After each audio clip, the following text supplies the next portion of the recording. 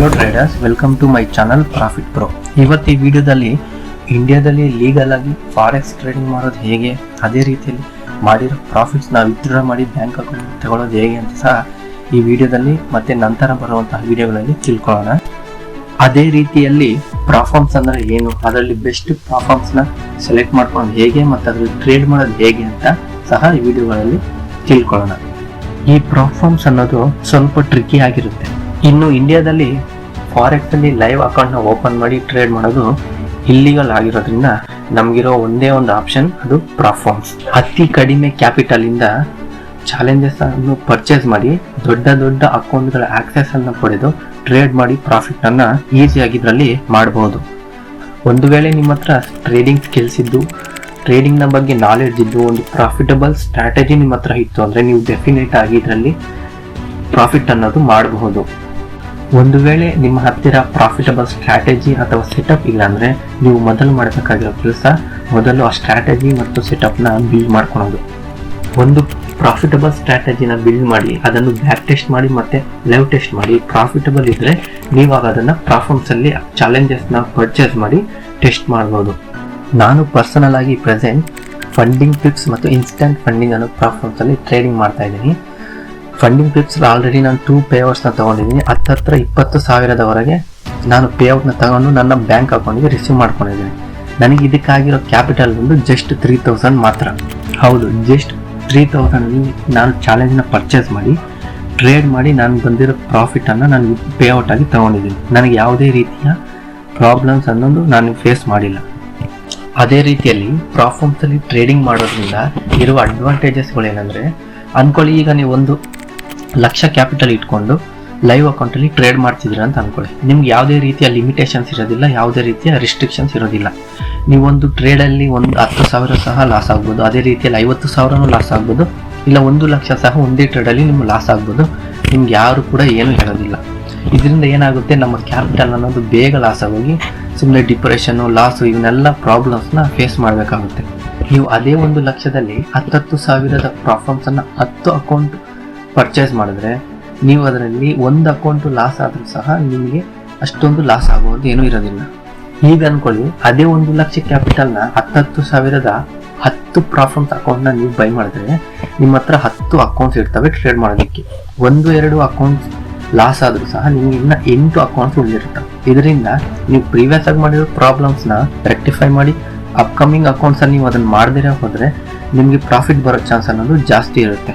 ಅಷ್ಟೇ ಅಲ್ಲದೆ ಇದರಲ್ಲಿ ನಿಮಗೆ ಡೈಲಿ ಮ್ಯಾಕ್ಸಿಮಮ್ ಲಾಸ್ ಆಗಿರ್ಬೋದು ಅಥವಾ ಅಕೌಂಟ್ ಮ್ಯಾಕ್ಸಿಮಮ್ ಲಾಸ್ ಆಗಿರ್ಬೋದು, ಇಂತಹ ಲಿಮಿಟೇಷನ್ಸ್ ಮತ್ತು ರಿಸ್ಟ್ರಿಕ್ಷನ್ಸ್ ಇರೋದ್ರಿಂದ ನೀವು ರ್ಯಾಂಡಮ್ ಆಗಿ ಟ್ರೇಡ್ ಮಾಡೋದಾಗ್ಲಿ, ಫೋಮೋದಿಂದ ಎಂಟ್ರಿ ತಗೊಳ್ಳೋದಾಗ್ಲಿ, ಓವರ್ ಟ್ರೇಡಿಂಗ್ ಮಾಡೋದಾಗ್ಲಿ ಇದರಲ್ಲಿ ಮಾಡೋದಕ್ಕೆ ಸಾಧ್ಯವಿಲ್ಲ. ಒಂದು ವೇಳೆ ನೀವು ಮಾಡೋದಾದ್ರೆ ನಿಮ್ಮ ಅಕೌಂಟ್ ಅನ್ನೋದು ಬ್ಲ್ಯಾಕ್ ಆಗುತ್ತೆ. ಆದ್ರಿಂದ ನೀವು ಡಿಸಿಪ್ಲಿನ್, ಕನ್ಸಿಸ್ಟೆನ್ಸಿ ಮತ್ತು ಟ್ರೇಡಿಂಗ್ ಸೈಕಾಲಜಿನ ಈಸಿಯಾಗಿ ಇದರಲ್ಲಿ ಕಲ್ತ್ಕೊಬೋದು. ಹೀಗೆ ನೋಡೋದಾದ್ರೆ ಪ್ರಾಫಾರ್ಮ್ಸ್ ಅನ್ನೋದು ಲರ್ನಿಂಗ್ ಪರ್ಸ್ಪೆಕ್ಟಿವ್ ಕೂಡ ಒಂದು ಒಳ್ಳೆ ಕಾನ್ಸೆಪ್ಟ್ ಆಗಿದೆ. ನಿಮ್ಮ ಹತ್ರ ಟ್ರೇಡಿಂಗ್ ಸ್ಕಿಲ್ಸ್ ಇದ್ದು ನಿಮ್ಮ ಹತ್ರ ಟ್ರೇಡ್ ಮಾಡೋದಕ್ಕೆ ಕ್ಯಾಪಿಟಲ್ ಇಲ್ಲ ಅಂದ್ರೆ ಇದು ಒಂದು ಒಳ್ಳೆ ಬೆಸ್ಟ್ ಆಪ್ಷನ್ ಆಗುತ್ತೆ. ನಮ್ಮ ಇಂಡಿಯನ್ಸ್ ಅಲ್ಲಿ ಇರೋ ಮೇಜರ್ ಪ್ರಾಬ್ಲಮ್ ಒಂದು ಟ್ರೇಡಿಂಗ್ ಮಾಡೋದಕ್ಕೆ ಕ್ಯಾಪಿಟಲ್ ಇಲ್ಲದೆ ಇರೋದು. ಇದರಲ್ಲಿ ಜಸ್ಟ್ 3,000 ಇಂದ ಸಹ ನೀವು ಟ್ರೇಡಿಂಗ್ ನ ಜರ್ನಿ ಸ್ಟಾರ್ಟ್ ಮಾಡೋದ್ರಿಂದ ನಿಮ್ಗೆ ಇದು ರಿಸ್ಕ್ ಮ್ಯಾನೇಜ್ಮೆಂಟ್ ಅಲ್ಲಿ ಕೂಡ ತುಂಬಾ ಸಹಾಯ ಮಾಡುತ್ತೆ. ಒಂದು ವೇಳೆ ನಿಮ್ಮ ಹತ್ರ ಪ್ರಾಫಿಟಬಲ್ ಸ್ಟ್ರಾಟಜಿ ಅಥವಾ ಸೆಟಪ್ ಇಲ್ಲ ಅಂದ್ರೆ ನೀವು ಮೊದಲು ಮಾಡಬೇಕಾಗಿರೋ ಕೆಲಸ ನಿಮ್ಮ ಸ್ಟ್ರಾಟಜಿ, ನಿಮ್ಮ ಸೆಟಪ್ನ ಬಿಲ್ಡ್ ಮಾಡಿಕೊಂಡು ಅದನ್ನ ಬ್ಯಾಕ್ ಟೆಸ್ಟ್, ಲೈವ್ ಟೆಸ್ಟ್ ಮಾಡಿ ಮತ್ತೆ ಪ್ರಾಫಾರ್ಮ್ಸ್ ಅಲ್ಲಿ ಬೈ ಮಾಡಿ ನೀವು ಅದನ್ನ ಟೆಸ್ಟ್ ಮಾಡ್ಬೋದು.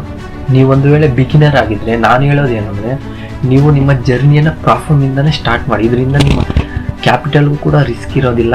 ನಿಮ್ಮ ನಾಲೆಡ್ಜ್, ಡಿಸಿಪ್ಲಿನ್, ಹಾಗೆ ಕನ್ಸಿಸ್ಟೆನ್ಸಿ ಮತ್ತೆ ಟ್ರೇಡಿಂಗ್ ಸೈಕಾಲಜಿನ ಇದರಲ್ಲಿ ಈಸಿಯಾಗಿ ಡೆವಲಪ್ ಮಾಡ್ಕೊಬೋದು. ಪ್ರಾಫಾರ್ಮ್ಸ್ ಅಲ್ಲಿ ಫಾರೆಕ್ಸ್ ಒಂದೇ ಅಲ್ಲ, ಕ್ರಿಪ್ಟೋ, ಗೋಲ್ಡ್, ಅದೇ ರೀತಿ ಗ್ಲೋಬಲ್ ಮಾರ್ಕೆಟ್ಸ್ನ ಎಲ್ಲ ಮಾರ್ಕೆಟ್ಸ್ ಅಲ್ಲಿ ಕೂಡ ಟ್ರೇಡ್ ಮಾಡ್ಬೋದು, ಯಾವುದೇ ಪ್ರಾಬ್ಲಮ್ ಇಲ್ದಿರ ಹಾಗೆ. ಅದೇ ರೀತಿಯಲ್ಲಿ ಫಾರೆಕ್ಸ್ ಮಾರ್ಕೆಟ್ಸ್ 24 hours ಓಪನ್ ಇರೋದ್ರಿಂದ ಜಾಬ್ ಮಾಡೋರು, ಸೆಲ್ಫ್ ಎಂಪ್ಲಾಯ್ ಮಾಡೋರು, ಟೈಮ್ ಇಲ್ದಿರೋರು, ಸ್ಟೂಡೆಂಟ್ಸ್ ಆಗಿರೋದು, ನಿಮಗೆ ಯಾವಾಗ ಟೈಮ್ ಸಿಗುತ್ತೋ ನೀವು ಅವಾಗೇ ಟ್ರೇಡ್ ಮಾಡಬಹುದು. ನಿಮ್ಮ ಹತ್ರ ಕ್ಯಾಪಿಟಲ್ ಅಲ್ಲಿ ಜಸ್ಟ್ 3,000-5,000 ಮಾತ್ರ ಅಕೌಂಟ್ನ ಪರ್ಚೇಸ್ ಮಾಡಿ ನೀವು ಟ್ರೇಡ್ ಮಾಡಿ ಪ್ರಾಫಿಟ್ ಮಾಡೋದು ತುಂಬಾ ಒಳ್ಳೇದಾಗಿರುತ್ತೆ. ಇದೇ ರೀತಿಯಲ್ಲಿ ನೀವು ಇದನ್ನ ಮಲ್ಟಿಪಲ್ ಟೈಮ್ಸ್ ಮಾಡ್ಬೋದು, ಯಾವುದೇ ಇಶ್ಯೂ ಇಲ್ದಿರ ಹಾಗೆ. ಆದ್ರೆ ನೀವು ಪ್ರಾಫಾರ್ಮ್ಸ್ ಅಲ್ಲಿ ಟ್ರೇಡಿಂಗ್ ಮಾಡ್ಬೇಕು ಅನ್ನೋದಾದ್ರೆ ನಿಮ್ಗೆ ಟ್ರೇಡಿಂಗ್ ಬರುತ್ತೆ, ನಿಮ್ಮ ಹತ್ರ ಟ್ರೇಡಿಂಗ್ ಸ್ಕಿಲ್ಸ್ ಇದಾವೆ ಅಂತ ಪ್ರಾಫಾರ್ಮ್ಸ್ಗೆ ಪ್ರೂವ್ ಮಾಡ್ಬೇಕಾಗುತ್ತೆ. ಅದಕ್ಕೆ ಎಕ್ಸಾಂಪಲ್ ನೀವು ಒಂದು ಅಕೌಂಟ್ನ ಪರ್ಚೇಸ್ ಮಾಡಿದ್ರೆ ನಿಮ್ಗೆ ಅಲ್ಲಿ 3 ಫೇಸಸ್ ಇರುತ್ತೆ. ಫಸ್ಟ್ ಫೇಸ್ ಅಲ್ಲಿ ಸ್ಟೂಡೆಂಟ್ ಫೇಸ್ ಆಗಿರ್ಬೋದು, ಸೆಕೆಂಡ್ ಫೇಸ್ ಅಲ್ಲಿ ಪ್ರಾಕ್ಟಿಷನರ್ ಫೇಸ್, ಆಮೇಲೆ ಥರ್ಡ್ ಫೇಸ್ ಇದೆ ಅದು ಲೈವ್ ಅಕೌಂಟ್, ನಿಮ್ಮ ಮಾಸ್ಟರ್ ಅಕೌಂಟ್ ಆಗಿರುತ್ತೆ. ಇನ್ನೊಂದೇನೆಂದ್ರೆ ಈಗ ನೀವು ಪ್ರಾಫಾರ್ಮ್ ಅಲ್ಲಿ ಟ್ರೇಡ್ ಮಾಡಬೇಕಂದ್ರೆ ನಿಮ್ಗೆ ಟ್ರೇಡಿಂಗ್ ಬರುತ್ತೆ, ನಿಮ್ಮ ಹತ್ರ ಟ್ರೇಡಿಂಗ್ ಸ್ಕಿಲ್ಸ್ ಇದಾವೆ ಅನ್ನೋದನ್ನ ನೀವು ಪ್ರಾಫಾರ್ಮ್ಸ್ ಹತ್ರ ಪ್ರೂವ್ ಮಾಡಬೇಕಾಗುತ್ತೆ. ಇದಕ್ಕಾಗಿ ಅವ್ರು ನಿಮಗೆ ಫೇಸಸ್ನ ಕೊಡ್ತಾರೆ, ಫಸ್ಟ್ ಫೇಸ್, ಸೆಕೆಂಡ್ ಫೇಸ್ ಅಂತ. ಈ ವಿಷಯಗಳನ್ನೆಲ್ಲ ನಾನು ನೆಕ್ಸ್ಟ್ ವಿಡಿಯೋದಲ್ಲಿ ನಿಮಗೆ ಕಂಪ್ಲೀಟ್ ಒಂದು ಪ್ರಾಫಾರ್ಮ್ನ ಬೈ ಮಾಡೋದು ಹೇಗೆ, ಅದರಲ್ಲಿ ಎಂತಹ ಅಕೌಂಟ್ಗಳು ಇರ್ತವೆ, 1 ಸ್ಟೆಪ್ ಆಗ್ಬೋದು, 2 ಸ್ಟೆಪ್ ಆಗ್ಬೋದು, ಅಥವಾ ಇನ್ಸ್ಟೆಂಟ್ ಆಗ್ಬೋದು, ಇಂತಹ ಅಕೌಂಟ್ಗಳನ್ನು ಪರ್ಚೇಸ್ ಮಾಡೋದು ಹೇಗೆ, ಈ ಅಕೌಂಟ್ನ ಯಾವ ರೀತಿಯಲ್ಲಿ ಟ್ರೇಡ್ ಮಾಡಬೇಕು, ಹಾಗೆ ಅದರ ರೂಲ್ಸ್ ರೆಗ್ಯುಲೇಷನ್ಸ್ನ ಪ್ರತಿಯೊಂದನ್ನು ಸಹ ನೆಕ್ಸ್ಟ್ ವಿಡಿಯೋದಲ್ಲಿ ತಿಳಿಸ್ಕೊಡ್ತೀನಿ. ಈಗ ಅನ್ಕೊಳ್ಳಿ ನೀವೊಂದು ಅಕೌಂಟ್ನ ಪರ್ಚೇಸ್ ಮಾಡಿದ್ರೆ ಎಲ್ಲ ಫೇಸಸ್ನ ಕಂಪ್ಲೀಟ್ ಮಾಡಿ ನಿಮಗೆ ಮಾಸ್ಟರ್ ಅಕೌಂಟ್ ಅನ್ನೋದು ಸಿಕ್ಕಿದೆ ಅನ್ಕೊಳ್ಳಿ. ಈಗ ನೀವು ಅದರಲ್ಲಿ ಪ್ರಾಫಿಟ್ ಮಾಡಿದ್ದೀರ. ಬಟ್ ಇವಾಗ ಮಾಡಿರೋ ಪ್ರಾಫಿಟ್ನ ನೀವು ಹೇಗೆ ವಿತ್ಡ್ರಾ ಮಾಡ್ಕೊತೀರಾ ಅಂದರೆ, ಆ ಪ್ರಾಫಾರ್ಮ್ ಅವರು ನಿಮ್ಮ ಯಾವುದೇ ಒಂದು ಎಕ್ಸ್ಚೇಂಜಲ್ಲಿ ಬೈಬಿಟ್ ಆಗ್ಬೋದು, ಬಿನಾನ್ಸ್ ಆಗ್ಬೋದು, ಅಥವಾ ಕಾಯಿನ್ಡಿಸಿಯಸ್ ಇಂತಹ ವ್ಯಾಲೆಟ್ಗಳಿಗೆ ಕ್ರಿಪ್ಟೋ ಮೂಲಕ ಅದನ್ನು ಪೇ ಮಾಡ್ತಾರೆ. ಅದೇ ರೀತಿಯಲ್ಲಿ ನಿಮ್ಮ ಹೆಸರಲ್ಲಿ ಯಾವುದೇ ರೀತಿಯ ಲೈವ್ ಫಾರೆಕ್ಸ್ ಅಕೌಂಟ್ ಇರೋದಿಲ್ಲ. ನೀವು ಎಲ್ಲ ಪ್ರಾಫಾರ್ಮ್ ಅಲ್ಲಿ ಟ್ರೇಡ್ ಮಾಡೋದ್ರಿಂದ ಎಲ್ಲ ಅವ್ರ ಹೆಸರಲ್ಲೇ ರಿಜಿಸ್ಟರ್ ಆಗಿರುತ್ತೆ. ನೀವು ಒಂದು ಫೀಸನ್ನು ಪೇ ಮಾಡಿ, ನೀವು ಫೇಸಸ್ ಕಂಪ್ಲೀಟ್ ಮಾಡಿ, ನಿಮ್ಗೆ ಅವ್ರು ಮಾಸ್ಟರ್ ಅಕೌಂಟ್ ಕೊಟ್ಟರೆ ನೀವು ಅದರಲ್ಲಿ ಮಾಡೋ ಪ್ರಾಫಿಟನ್ನು ಅವ್ರು ನಿಮಗೆ ಪರ್ಫಾರ್ಮೆನ್ಸ್ ಫೀಸ್ ಅಂತ ಕೊಡ್ತಾರೆ. ಅಂದರೆ ಅದು ನೀವು ಮಾಡಿರೋ ಸರ್ವಿಸ್ಗೆ ಅವ್ರು ನಿಮ್ಗೆ ಕೊಡ್ತಿರೋ ಫೀಸ್ ಆಗಿರುತ್ತೆ. ಅದು ಕೂಡ ಕ್ರಿಪ್ಟೋ ಕರೆನ್ಸಿ. ನಿಮ್ಮ ಪ್ರಾಫಿಟ್ನ ಅವರು ಸೆಂಟ್ರಲೈಸ್ ಆಗಿರುವಂತಹ ಕಾಯಿನ್ಡಿಸಿಯಸ್ ಆಗಿರ್ಬೋದು, ಬಿನಾನ್ಸ್ ಅಥವಾ ಬೈಬಿಟ್ ಅಂತಹ ಅಕೌಂಟ್ ವ್ಯಾಲೆಟ್ಗಳಿಗೆ ಕ್ರಿಪ್ಟೋ ಕರೆನ್ಸಿ ಮೂಲಕ ಡಿಪಾಸಿಟ್ ಮಾಡ್ತಾರೆ. ಇದರಿಂದ ಇದು ಕ್ರಿಪ್ಟೋ ಸ್ಯಾಲರಿ ಆಗಿರೋದ್ರಿಂದ ನಿಮ್ಗೆ ಯಾವುದೇ ರೀತಿಯ ಪ್ರಾಬ್ಲಮ್ ಬರೋದಿಲ್ಲ. ಒಂದು ವೇಳೆ ನೀವು ITR ಫೈಲ್ ಮಾಡಬೇಕಾದ್ರೆ ಅದರ್ ಸೋರ್ಸ್ ಆಫ್ ಇನ್ಕಮ್ ಅಂತ ಫೈಲ್ ಮಾಡ್ಬೋದು. ಕ್ರಿಪ್ಟೋ ಕರೆನ್ಸಿಯಿಂದ ಪೇ ಔಟ್ ತಗೊಂಡಿರೋದ್ರಿಂದ ನೀವು ಕ್ರಿಪ್ಟೋ ಟ್ಯಾಕ್ಸ್ ಏನಿದೆ ಅದನ್ನು ಕಟ್ಟೋದ್ರಿಂದ ನಿಮ್ಗೆ ಯಾವುದೇ ರೀತಿಯ ಪ್ರಾಬ್ಲಮ್ ಇರೋದಿಲ್ಲ. ಇನ್ನು ಈ ಪ್ರಾಫಾರ್ಮ್ ಅನ್ನೋದು ಇಂಡಿಯಾದಲ್ಲಿ ಲೀಗಲ್ ಆಗಿರುತ್ತೆ. ಏಕೆಂದರೆ ನಿಮ್ಮ ಹೆಸರಲ್ಲಿ ಯಾವುದೇ ರೀತಿಯ ಫಾರೆಕ್ಸ್ ಅಕೌಂಟ್ ಇರೋದಿಲ್ಲ. ಅದೇ ರೀತಿಯಲ್ಲಿ ನೀವೊಂದು ಚಿಕ್ಕ ಫೀಸನ್ನು ಪೇ ಮಾಡಿ, ಒಂದು ಚಾಲೆಂಜ್ ಪರ್ಚೇಸ್ ಮಾಡಿ, ಅದನ್ನು ಕಂಪ್ಲೀಟ್ ಮಾಡಿ ನೀವು ತಗೊಳ್ಳೋ ಪೇಮೆಂಟ್ಗೆ ಅವ್ರು ಅದನ್ನು ಪರ್ಫಾರ್ಮೆನ್ಸ್ ಫೀ ಅಂತಾರೆ. ಅಂದರೆ ನೀವು ಅವ್ರಿಗೆ ಕೊಟ್ಟಿರೋ ಸರ್ವಿಸ್ಗೆ ಅವ್ರು ನಿಮಗೆ ಫೀಸ್ ಅನ್ನೋದು ಪೇ ಮಾಡ್ತಿದ್ದಾರೆ, ಲೈಕ್ ಫ್ರೀಲ್ಯಾನ್ಸರ್ ಥರ. ಇದನ್ನು ನೀವು ITR ಫೈಲ್ ಮಾಡೋದಾದರೆ ಅದರ್ ಸೋರ್ಸ್ ಆಫ್ ಇನ್ಕಮ್ ಅಂತ ಕೂಡ ಕ್ಲೈಮ್ ಮಾಡ್ಕೊಬೋದು. ಅದೇ ರೀತಿಯಲ್ಲಿ ಕ್ರಿಪ್ಟೋದಿಂದ ಕೊಡೋದ್ರಿಂದ ನೀವು ಅದನ್ನು ಸೆಂಟ್ರಲೈಸ್ ಎಕ್ಸ್ಚೇಂಜಲ್ಲಿ ವಿತ್ಡ್ರಾ ಮಾಡಿಕೊಂಡ್ರೆ ಟ್ಯಾಕ್ಸ್ ಕಟ್ಟಬೇಕಾಗುತ್ತೆ. ಅದೇ ರೀತಿಯಲ್ಲಿ ನೀವು ಡಿಸೆಂಟ್ರಲೈಸ್ ಆಗಿರುವಂತಹ ಫ್ಯಾಂಟಮ್ ಆಗ್ಬೋದು ಅಥವಾ ಇತರ ಟ್ರಸ್ಟ್ ವ್ಯಾಲೆಟ್ಗಳಲ್ಲಿ ನೀವು ವಿತ್ಡ್ರಾ ತಗೊಂಡ್ರೆ ನೀವು ಯಾವುದೇ ರೀತಿಯ ಟ್ಯಾಕ್ಸ್ ಸಹ ಕಟ್ಟಬೇಕಾಗಿರೋ ಅವಶ್ಯಕತೆ ಇರೋದಿಲ್ಲ. ಇನ್ನು ನೆಕ್ಸ್ಟ್ ವಿಡಿಯೋದಲ್ಲಿ ಬೆಸ್ಟ್ ಪ್ರಾಫಾರ್ಮ್ ನಾನು ಯಾವ್ದ್ರಲ್ಲಿ ಟ್ರೇಡ್ ಮಾಡ್ತಿದ್ದೀನಿ ಅಂದರೆ ಫಂಡಿಂಗ್ ಪಿಕ್ಸ್ ಅಲ್ಲಿ ಫಂಡಿಂಗ್ ಪಿಕ್ಸ್ನ ಅಕೌಂಟ್ ಮತ್ತು ಇನ್ಸ್ಟೆಂಟ್ ಫಂಡಿಂಗ್ ಅಕೌಂಟ್ಸ್ ಏನಿದ್ದಾವೆ ಇದರಲ್ಲಿ ಯಾವ ರೀತಿ ಪರ್ಚೇಸ್ ಮಾಡಬೇಕು ಮತ್ತು ಆ ಅಕೌಂಟ್ ಟೈಪ್ಸ್ ಹೇಗಿರುತ್ತೆ, ಫುಲ್ ಪ್ರಾಫಾರ್ಮ್ಸ್ ಅಂದರೆ ಏನು ಅನ್ನೋದ್ರ ಬಗ್ಗೆ ನೆಕ್ಸ್ಟ್ ವಿಡಿಯೋದಲ್ಲಿ ತಿಳಿಸ್ಕೊಡ್ತೀನಿ.